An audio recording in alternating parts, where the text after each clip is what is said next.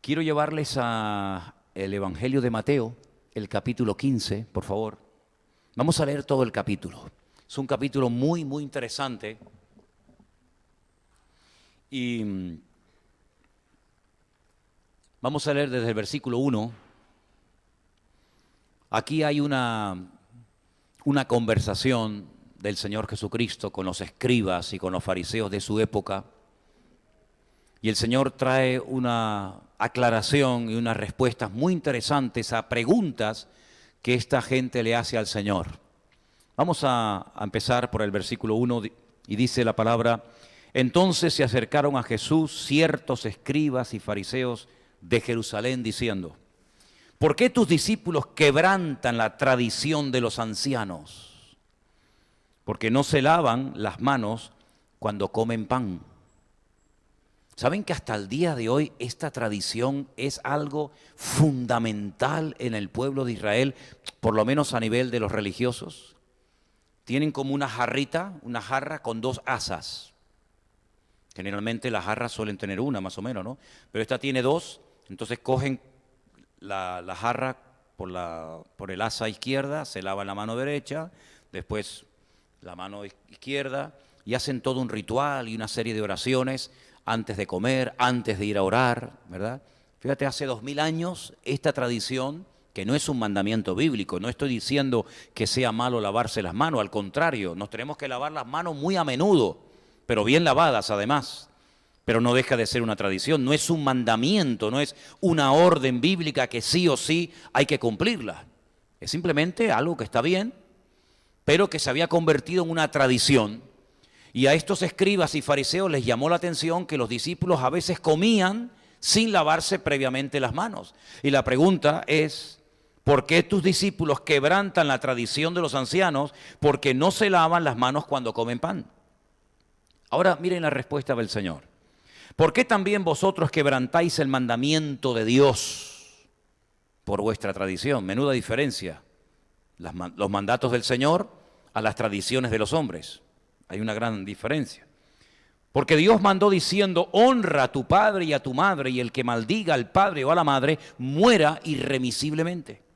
Pero vosotros decís: cualquiera que diga a su padre o a su madre, es mi ofrenda a Dios, todo aquello con que pudiera ayudarte, ya no ha de honrar a su padre y a su madre.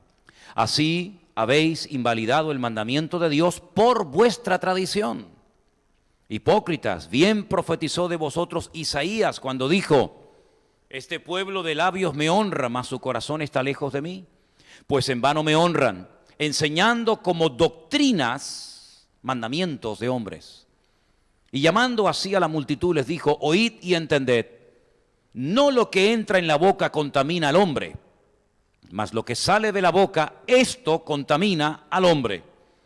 Entonces, acercándose sus discípulos, le dijeron: ¿sabes que los fariseos se ofendieron cuando oyeron esta palabra? Respondiendo él, dijo: toda planta que no plantó mi Padre Celestial será desarraigada. Dejadlos, son ciegos, guías de ciegos, y si el ciego guiare al ciego, ambos caerán en el hoyo. Respondiendo Pedro le dijo: explícanos esta parábola. Esto no es ninguna parábola. Entonces le dice el Señor: ¿también vosotros estáis aún sin entendimiento? ¿No entendéis que todo lo que entra en la boca va al vientre y es echado en la letrina?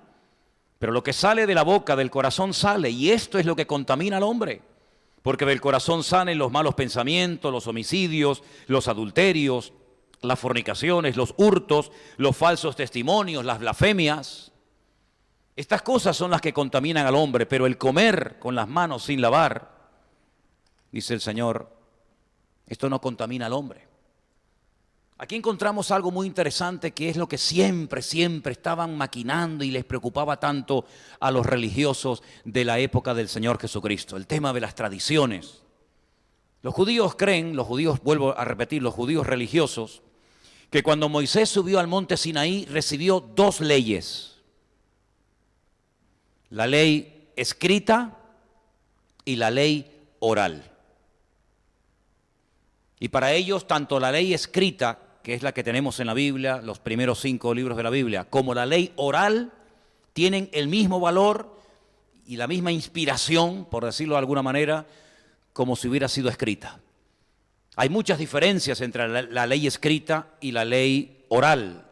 Ellos durante mucho tiempo dijeron que la ley escrita, la ley que el Señor le reveló a Moisés, se podía escribir, de hecho bajó con parte de esa escritura, de esa ley escrita, pero la ley oral no se podía bajo ningún concepto escribir. Y durante cientos, miles de años, la ley oral se traspasaba de padres a hijos, de generación en generación, porque ellos decían que bajo ningún concepto se podía escribir la ley oral. Esa tradición se llama la Mishnah. Y alguien a lo largo de la historia se encargó de ir, reuniendo toda esa ley oral, que eran centenares y centenares, miles y miles de tradiciones y de leyes, hasta que se dieron cuenta de que debido a las persecuciones y a las matanzas había que hacer algo, porque estaban muriendo muchas personas que sabían la tradición oral, pero que si seguían muriendo personas se iba a terminar perdiendo. Y al final esa ley oral, mucha de ella se escribió. ¿Y dónde está esa ley oral escrita? En el famoso Talmud.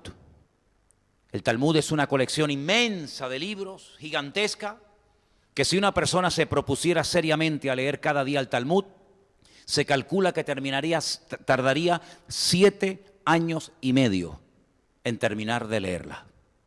Cada 7 años y medio, en un estadio gigantesco donde hay miles y miles y miles de personas que han estado cronológicamente leyendo el Talmud, se reúnen y allí pues comparten impresiones y hablan y reciben títulos y reconocimientos, etcétera, etcétera. Fíjense que nosotros en un año, leyendo 4 capítulos cada día, si quisiéramos, leyendo 4 capítulos cada día, por ejemplo, 2 del Antiguo y 2 del Nuevo, en un año terminaríamos de leer la Biblia. Incluso nos sobraría algo de tiempo.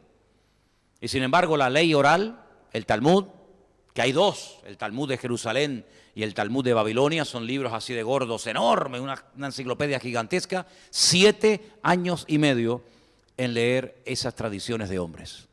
Y una de esas tradiciones o esos mandamientos, porque la tradición ya pasó a formar parte del estilo de vida del pueblo, de los mandamientos, era que sí o sí hay que lavarse muchas veces las manos antes de comer cualquier tipo de alimento. Los escribas y fariseos, que siempre estaban detrás del maestro tratando de encontrarle el más mínimo fallo para tirarse encima de él, observaron, se dieron cuenta de que los discípulos no cumplían con esta tradición. Y automáticamente van y se lo dicen al Señor. Le reprochan, le echan en cara, ¿por qué tus discípulos no cumplen con la tradición de los ancianos? Y hacen bien en decir la tradición de los ancianos, porque realmente era la tradición de los ancianos, de los líderes, de los sabios, como también se hacen llamar, y que la transmiten de padres a hijos, de generación en generación, y tiene obligatorio cumplimiento.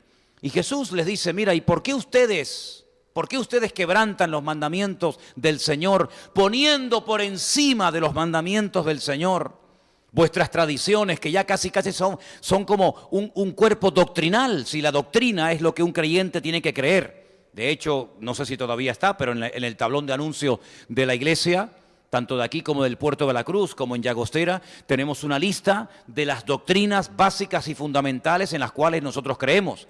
Y cuando una persona solicita oficialmente querer ser miembro de la iglesia, que es más que asistencia, pues le decimos, léase usted las doctrinas de la iglesia para ver si usted cree en todo esto o tiene alguna duda, porque no tiene ningún sentido hacerse miembro de una iglesia donde creemos una serie de cosas a lo mejor en las cuales todavía usted no cree o nunca va a creer en ellas. Pero para los judíos su tradición, sus costumbres, sus normas, ya eran casi como, tenían el mismo valor y peso que la doctrina del Señor, que los mandamientos de Dios en su palabra. Y el Señor les da una enseñanza tremenda. Y le dice, mira, ustedes están siempre preocupados por las cosas pequeñas, que si las manos, que si esto, que si aquello, y sobre todo por lo que les entra por la boca. Hasta el día de hoy son así. Siempre preocupados que si esto se ha matado bien, si esto no se ha matado bien, si esto cumple todas las características kosher que se llama para poder probar ese alimento o no. De hecho, hay muchísimos restaurantes, por ejemplo, en Israel, que cuando entras te ves en la puerta del restaurante un certificado como que un rabino, que a veces se le da dinero y te lo da, así de claro, pues te da un certificado diciendo que en ese restaurante, en esa cafetería o lo que sea, todo lo que se va a comer cumple con todas las características bíblicas que llaman un certificado kosher, para que el que entra pueda comer con toda libertad esa carne, ese pescado o lo que sea, y todo cumple la norma. Y si ustedes están interesados en saber qué es lo que en el principio el Señor le había ordenado al pueblo de Israel, lo que se podía y lo que no se podía comer, les animo a que lean. Es un capítulo un poco largo, pero si les interesa el tema, es Levítico capítulo 11. Levítico capítulo 11. Allí encuentra usted la lista de todo lo que se podía y lo que no se podía comer. Y lo que se podía comer tenía que cumplir esta y esta característica. Y lo que no se podía comer, no se podía comer porque no cumplía las características que el Señor había establecido. Por ejemplo, en cuanto al tema de carnes, las carnes que se podían comer, los animales que se podían comer, tenían que cumplir dos características fundamentales. Tenían que tener la pezuña, ¿cómo se llama? Hendida, pezuña, y que fueran rumiantes. Por eso no se come el cerdo, porque el cerdo tiene pezuña, pero no es rumiante, entonces se descarta. Ahí entra la vaca, el cordero, la cabra, ¿no? Pero por ejemplo, el conejo no, y otros animales. Entonces, de todos los mamíferos o de las carnes, estos, si no tienen pezuña hendida y si no son rumiantes, no se pueden comer. De los insectos, única y exclusivamente, yo sé que hay algunas imágenes por ahí de restaurantes o de supermercados chinos, que uno dice, Dios mío, pero ¿cómo pueden comer esta basura esta gente? Pues fíjate tú que curiosamente el único insecto que no está prohibido comerlo en la Biblia es la cucaracha. No, esa no. La langosta. La langosta. Juan el Bautista, ¿qué comía? Langostas. Ese insecto se puede comer. Yo nunca he comido langostas de tierra, las de mar sí, pero ese es el único insecto que se puede comer, lo demás no. Del mar, ya hemos hablado de los insectos. Del mar, única y exclusivamente lo que tenga escamas y aletas. Por ejemplo, cigalas, percebes, lapas, bulgaos, centollas, vieiras, ni tiene escamas ni tiene aletas. Por lo tanto, totalmente prohibido todo el tema del marisco. Hay peces que tienen aletas, pero no tienen escama, no tienen la protección, y entonces tampoco se pueden comer. Los peces que tengan escamas y aletas.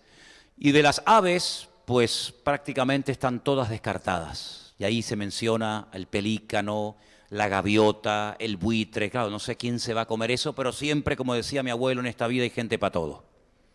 Miren las consecuencias de haberse comido sopa de murciélago. Miren la que han liado. Que por cierto, en Levítico capítulo 11 se prohíbe categóricamente comer sopa o carne o morros o pata o alas, lo que sea, del murciélago. Por algo el Señor decía, esto no lo coman, esto sí se puede comer. Porque no solamente era porque en aquel momento no había la higiene o digamos la supervisión que hay hoy en día, sino que a lo largo de la historia, miles de años han pasado desde que Moisés recibió aquello y todavía hay ciertos animales con enfermedades que cuando el hombre las come pueden contraer ciertas y determinadas enfermedades. No, es que hoy en día ya hay una higiene y hoy en día hay una inspección. Sí, pues mira cómo todavía hay enfermedades que saltan al ser humano a pesar de que han pasado miles de años. Entonces todo eso está escrito en la Biblia y el Señor, lógicamente, como buen judío, sabía perfectamente lo que se podía y lo que no se podía comer, lo sabía perfectamente. Y los judíos eran tremendamente escrupulosos en todo el tema de la comida. Pero el Señor lo que les dice es que lo que contamina no es tanto lo que entra, sino más bien lo que sale. Y esta es una enseñanza nueva. Esto que nosotros ya lo hemos oído 1.000.000 de veces y lo sabemos, en aquel momento es la primera vez en la historia de la humanidad que un rabino, que un maestro como era el Señor Jesucristo, dice que el problema no está tanto en lo que entra por la boca, que al fin y al cabo va a parar a la letrina, sino el problema está en lo que sale. Y él menciona cosas concretas. Él dice, del corazón salen los malos pensamientos, los homicidios, los adulterios, las fornicaciones, los hurtos, los falsos testimonios, las blasfemias. Es decir, no se refiere evidentemente al músculo, sino que la palabra corazón en la Biblia es el asiento de la voluntad humana. Ahí están los sentimientos, están las emociones. Cuando la Biblia habla del corazón no se refiere a ese músculo que lo quitamos y ponemos otro en un trasplante, sino es mucho más que eso. Como cuando la Biblia habla del espíritu y la carne, no se refiere a un trozo de carne, se refiere a toda una filosofía, a todo un estilo de vida, ¿sí o no? Pues exactamente igual. El Señor les está tratando de abrir los ojos y decirle, mira, ustedes están siempre preocupados por lo físico, por lo natural, por lo que pueden comer o no comer, lo que se puede tocar o no, pero yo les digo que hay una enseñanza que ustedes nunca han recibido. Y por eso, sin lugar a dudas, el Señor Jesucristo fue el mejor maestro de toda la historia de la humanidad. Porque Él les está enseñando que no solamente uno tiene que tener cuidado con lo que come, evidentemente, ¿vale? Sino que el Señor lo que está diciendo es que cuidado, porque no solamente lo que entra puede causar problemas, sino que además es lo que sale, y lo que sale ustedes no le dan ninguna importancia, y la tiene. Y ahora podemos entender por qué hay un proverbio que dice, sobre toda cosa guardada, guarda tu corazón. Y por eso podemos entender por qué en el Sermón del Monte, una de las bienaventuranzas habla del órgano del corazón, pero no del órgano en sí mismo, sino de lo que representa, de lo que simboliza el corazón. Bienaventurados los de limpio corazón, porque ellos verán a Dios, ¿se dan cuenta? Y ahora pueden entender por qué el corazón es comparado con la voluntad, cuando dice, aquí yo estoy a la puerta y llamo, ¿verdad? Y decimos, está a la puerta de tu corazón, si oyes la voz de Dios, Él entrará a tener comunión contigo y no.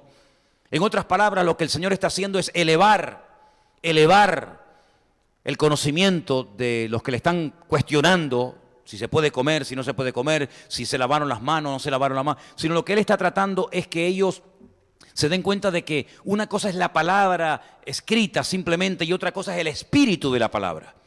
Lo que el Señor está tratando de enseñarles a ellos y a nosotros hoy en día también, por supuesto, es que lo importante es nuestra relación con el Señor. Podemos saber mucho de Biblia, podemos saber muchos capítulos enteros de memoria, podemos sabernos todo el Talmud y la Mishnah y la Gemara y toda esa historia, pero lo importante es que nosotros podamos conocer a Dios personalmente e individualmente, que es lo que lamentablemente a esta gente le fallaba. Le preguntabas cualquier capítulo, cualquier salmo, cualquier versículo y te lo decían de memoria. Como he dicho muchas veces, conocían mucho de la palabra de Dios, pero del Dios de la palabra no tenían ni idea. Y por eso el Señor lo que está tratando de hacer aquí es que sobre todo lo que tienen que cuidar es su vida interior. No tanto la parte externa, sino el interior. Que no le daban, por cierto, ninguna importancia. Alimentar el espíritu, alimentar el alma, porque al fin y al cabo eso es lo que marca la diferencia en nuestra conducta, en nuestra hora de pensar, de reaccionar, de actuar. Desarrollar una íntima, profunda y diaria y permanente comunión con el Señor, que tampoco la tenían. Fíjense, para ponerles un ejemplo, cuando Nicodemo les visita una noche al Señor, y cuando el Señor abre la puerta y le dice a Nicodemo, sabemos, fíjate cómo él habla en plural, parece que viene representando a un grupo de rabinos, un colectivo, y le dice, sabemos que has venido de parte de Dios, porque nadie puede hacer lo que tú haces si Dios no está con él. Y el Señor le dice, si no naces de nuevo no puedes entrar en el reino de los cielos. Y él no entendió nada. Si hoy en día nosotros hablamos en cualquier congregación, en cualquier culto de jóvenes, en cualquier campamento, en cualquier denominación, acerca del nuevo nacimiento, cualquier creyente te entiende. Cualquier creyente sabe de lo que estás hablando. El nuevo nacimiento, aceptar al Señor, en fin. Sin embargo, él dice, ¿cómo? No entendió nada. Dice, que ahora para entrar al reino de Dios ¿tenemos que volver a nacer? Esto es imposible. Yo no puedo entrar, nadie puede entrar otra vez por segunda vez en el vientre de su madre y nacer. Fíjate las cábalas, fíjate cómo se estaba rompiendo la cabeza Nicodemo y le dice el Señor, ¿y tú eres maestro de Israel y no entiendes lo que te acabo de decir? Pues si tú eres el maestro y no entiendes, imagínate a los discípulos, los alumnos. Entonces le tiene que explicar el Señor que se nace del Espíritu, etcétera, etcétera, ¿verdad? Porque lo que es nacido de la carne, carne es, mas lo que es nacido del Espíritu, Espíritu es. Y le comienza a hablar una vida diferente porque no la conocían. Era maestro de Israel, era una persona que fue de noche, tal vez jugándose la vida y su prestigio y su honra para ir a preguntarle cosas al Señor, pero sin embargo, de la relación personal con Dios no tenía ni la más remota idea, no sabía lo que era nacer de nuevo. Por lo tanto, si no lo sabía, porque él tampoco lo había experimentado, ¿cómo pues va a explicar eso en su sinagoga o en el Sanedrín, aquel grupo de 70 ancianos que eran los que gobernaban la vida religiosa del país? Imposible, no lo podía saber. Por eso es muy importante que nosotros tengamos y nos preguntemos y nos examinemos, ¿tenemos realmente nosotros una relación personal con el Señor? Porque hay gente que se habitúa a venir al culto.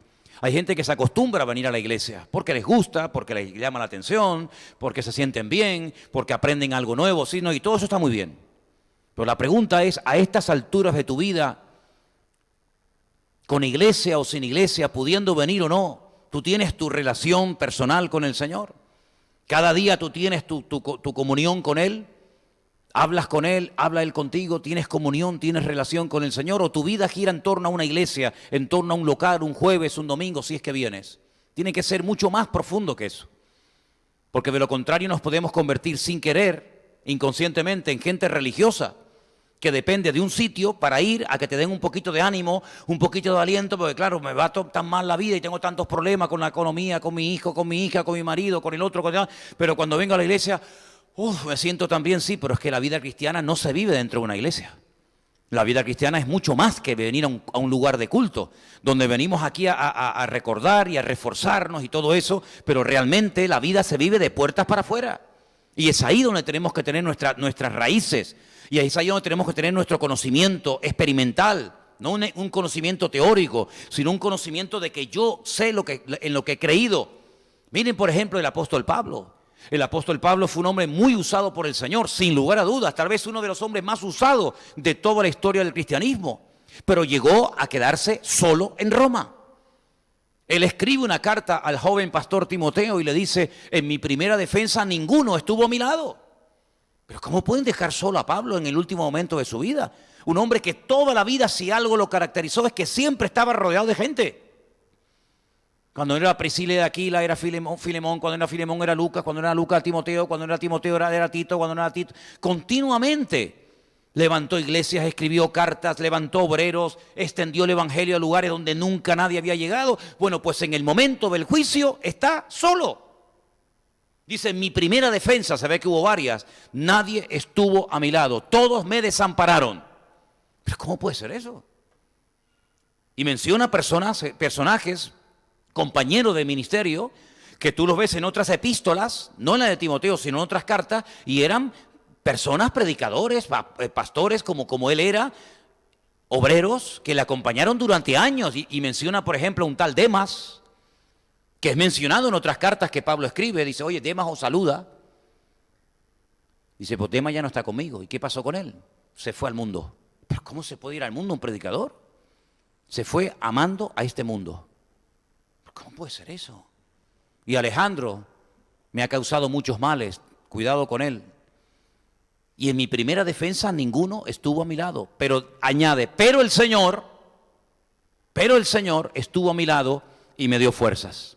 Y así pude predicar la palabra y pude dar testimonio. Y así el Señor me libró de la boca del león y me librará. Y podré terminar la carrera en victoria y mantener y guardar la fe. Y el Señor me dará la corona en aquel día cuando llegue a su presencia.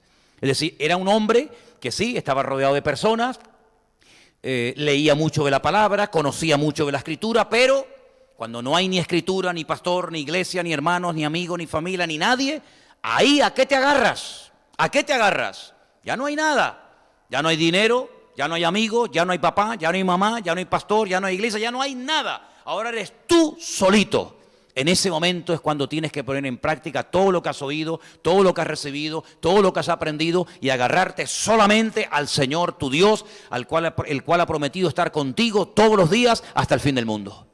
No sé si esa experiencia que Pablo tuvo de la soledad en el último momento de su vida, el Señor permitirá que nosotros o algunos de nosotros pasemos por esa experiencia. No lo sé. No sé si moriremos rodeados de amigos y de hermanos o moriremos más solos que la una. No sé si moriremos en la cresta de la ola o en el anonimato más absoluto, como por ejemplo a Juan el Bautista. Les recuerdo esto, Les recuerdo que Juan el Bautista en el momento de la muerte estaba solo completamente. Los dos últimos discípulos que quedaban los mandó al Señor. Les dijo, vayan y pregúntenle, por favor, antes de que me maten o me hagan algo, pregúntenle si me equivoqué a la hora de predicar, porque quiero saber si Él era el que había de venir, es decir, si Él era el Mesías o me equivoqué y tendremos que esperar a otro. Y estos dos discípulos llegaron al Señor y le dijeron, venimos de parte de Juan, somos los dos últimos discípulos. Nos pregunta si tú eres el que habías de venir o tendrá que esperar a otro.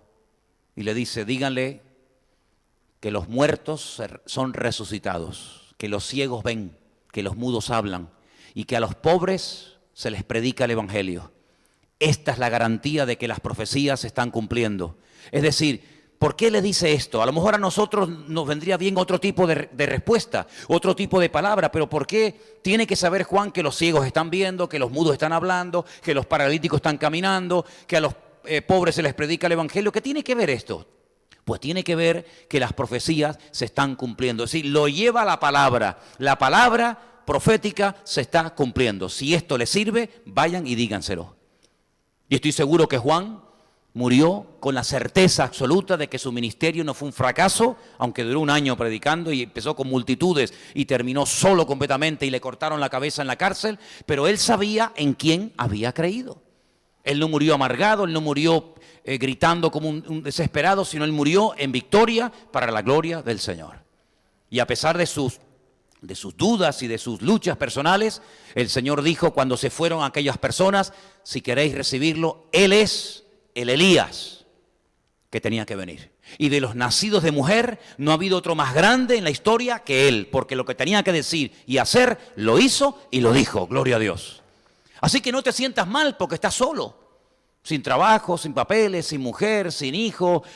No te preocupes por eso, porque no es lo que tienes lo que le da credibilidad a tu vida, sino lo que le da peso a tu vida es la gloria y la presencia del Señor que llevas por dentro. ¿Cuántos dicen amén?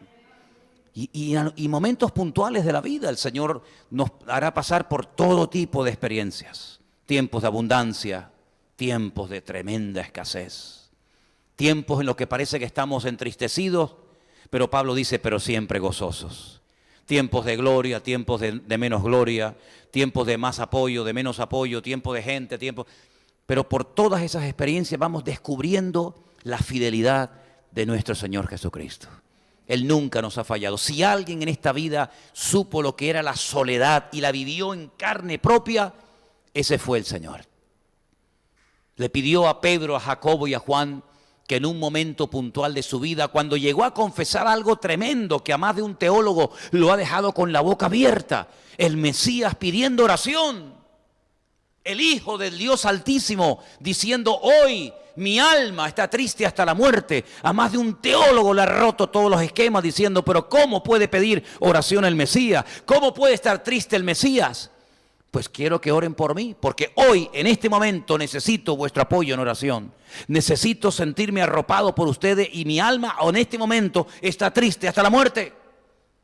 No había menguado su poder y autoridad. Prueba de ello que cuando Pedro saca una espada y le corta la oreja a uno de los siervos del sumo sacerdote que venía, automáticamente se la volvió a poner en su sitio y lo sanó instantáneamente. No era por falta de unción, por falta de poder, no, tenía la misma o más todavía.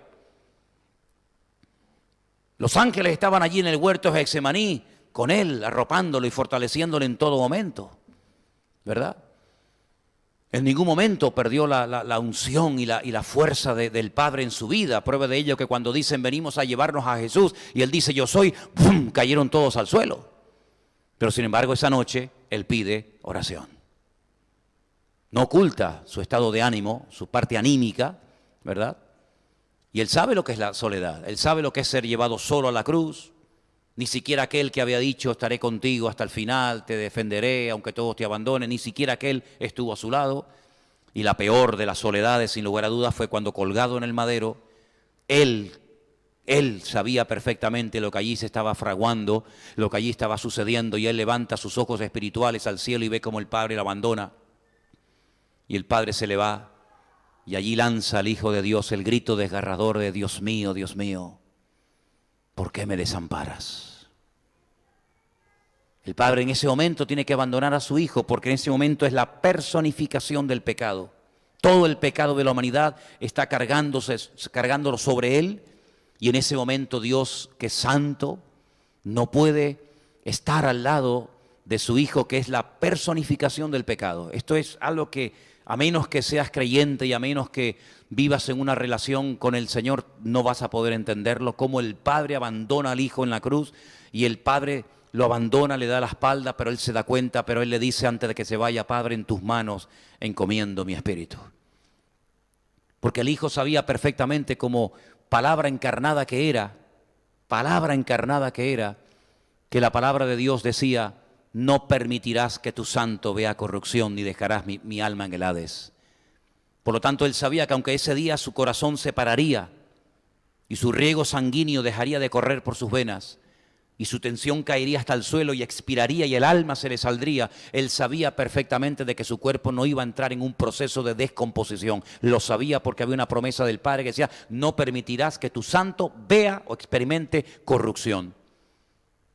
Él sabía perfectamente que le iban a meter en una tumba, custodiado por soldados romanos, con un sello, con un precinto romano. Pero Él sabía perfectamente que las Escrituras decían que al tercer día el Padre volvería a mandar su espíritu para que entrara dentro de Él y lo levantaría de entre los muertos. Lo sabía perfectamente. Por eso vivió en paz y murió en paz. Y cuando resucita, no empieza a echarle en cara a los discípulos que lo abandonaron, que lo traicionaron, que lo vendieron, que dónde estaban, que esto, que aquello, sino que cuando resucita, lo primero que ofrece es paz a vosotros. No vengo con reproches, no vengo para echarles en cara nada, vengo a decirles paz a vosotros, porque yo tengo más paz que ustedes, a pesar de que no los han matado ni torturado a ustedes, yo tengo más paz que vosotros. Y ofrece restauración a Pedro y ofrece una vida nueva a los discípulos. ¿Por qué? Porque Él sabía perfectamente que cuando uno desarrolla la relación personal con el Padre y con Dios a nivel interior, no hay nada ni nadie, ni siquiera la muerte, que nos pueda separar del amor de Dios en Cristo Jesús, Señor nuestro. ¿Cuántos dicen amén? Así que en esta noche, cuando salgamos por esas puertas, recordemos siempre esto. Hermanos, sí hay que cuidarnos físicamente, sí hay que darle descanso al cuerpo, sí hay que aprender la palabra, sí hay que leer buenos libros cristianos, sí hay que cultivar nuestra mente, etcétera. Todo eso está muy bien, pero lo más importante de todo es que tú mantengas viva tu relación con el Señor. Si tú no tienes una relación personal con el Señor, tarde o temprano caerás. Eres tremendamente vulnerable. El diablo no le teme a una persona que sabe mucho de la Biblia, pero que no la practica. El diablo no le tiene ningún temor a una persona que sabe mucho de muchas cosas, pero que a la hora de la verdad no tiene una conexión directa con el Padre. Pero el diablo le teme y huye, y sabe perfectamente que un cristiano, que una cristiana, que un hijo, que una hija de Dios, cuando está bien en comunión con el Señor, tiene algo, tiene una protección que hasta Satanás le dijo a Dios: pero ¿cómo no te va a alabar si lo tienes rodeado, lo tienes protegido? Y me refiero a aquel personaje del Antiguo Testamento llamado Job. Así que esa protección no es que ha venido por nuestros méritos, o porque siempre hemos sido una persona de fe. No. Esa protección viene porque tú estás en comunión con el Señor. De nada sirve tu pasado si tu presente no está avivado y en conexión con el Señor. Por lo tanto, pienso que hoy sería muy bueno que renováramos nuestra relación y nuestra comunión con Dios. Y le dijéramos: Señor, yo no me quiero separar de ti por nada del mundo. Y pienso, y termino con aquella petición que le hizo aquel hombre cuando estaba pasando un momento difícil, en plena guerra interior y también física, peleando con aquel ángel a altas horas de la noche. Le dijo: no te dejaré hasta que no me bendigas. Y hay muchas personas que dejan pasar la bendición por no pelear un poco más, por no esforzarse un poquito más, dejan perder la bendición. El Señor está pasando por tu vida, te ofrece cambios, te ofrece restauración, te ofrece vida y vida en abundancia, te ofrece ánimo, te ofrece una renovación en la fe, te ofrece su misma presencia, pero por no pelear, por no esforzarte un poco más, se va la bendición por delante de tus narices. Pero Jacob fue sabio y dijo, no te voy a dejar hasta que no me bendigas. Y lo bendijo. Quedó una marca física en su cuerpo como señal de que había peleado con Dios. Pero el Señor le dijo, has peleado y has vencido. Por eso tu nombre a partir de hoy va a ser Israel. Y yo quiero que en esta noche inclines tu rostro ahí donde estás y le pidas al Señor, Señor, renuévame la fe, el ánimo, mi comunión, mi relación contigo, renuévala para que yo pueda mantenerme firme contra las acechanzas del diablo. No le deis lugar al diablo, decía Pablo en una de las cartas que escribía, para que no tome ocasión. No ignoramos sus maquinaciones. Vamos a agarrarnos a Cristo, vamos a agarrarnos en esta hora de la historia tan complicada, tan difícil al Señor. Vamos a poner nuestra confianza en Dios y no en los hombres. Dice la Biblia, hemos leído hoy en el Salmo 146, bienaventurado el varón que puso su confianza en el Dios de Israel, en el Dios de Jacob. Más vale confiar en Dios que en los hombres, más vale confiar en Dios que en los príncipes. Nuestra confianza está en Dios y si nos agarramos a Dios y al Señor, podremos mantenernos en victoria todos los días de nuestra vida. El cuerpo se va a deteriorar, el cuerpo se enferma, las circunstancias son cambiantes, pero Dios es inmutable. Él es fiel y estará contigo todos los días.